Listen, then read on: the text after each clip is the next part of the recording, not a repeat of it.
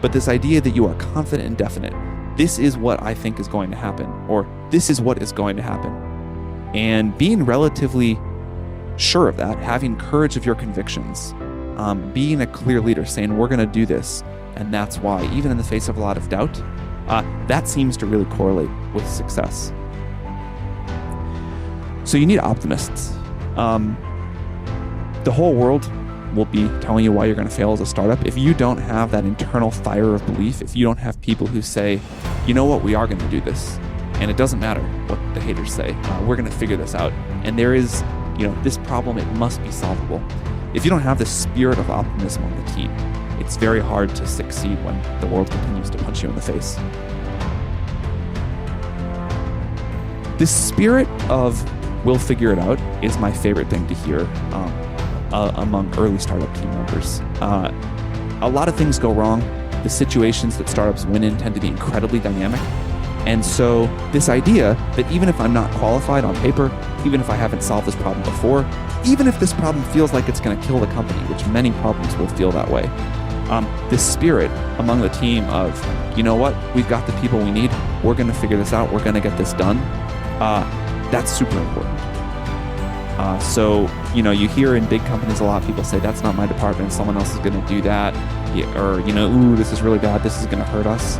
And you want people who just step up and say, I'll do it, I've got it, don't worry about it.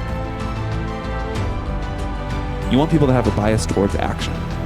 Startups, especially in their early days, often win by moving very quickly.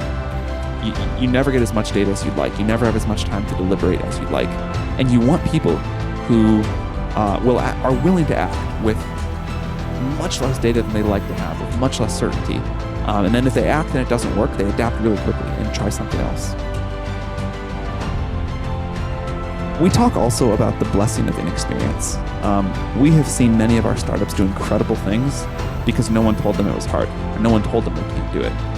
There's a great quote from Steve Wozniak about how all the best things he ever did came from having no experience whatsoever and having no money.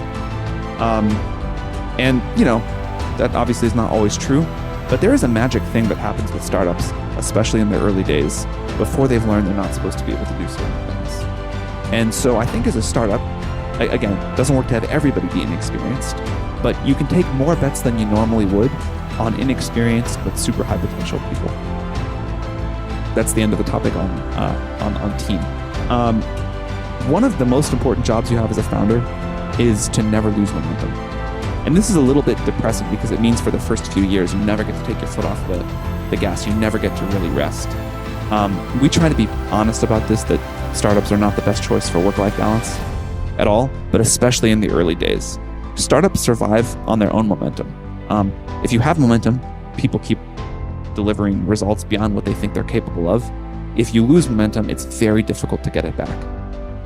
And so continuing to make sure that the startup has a cadence, that the startup keeps winning on a relatively short and predictable intervals, this is really important, and it's up to the founders to make sure that you don't lose.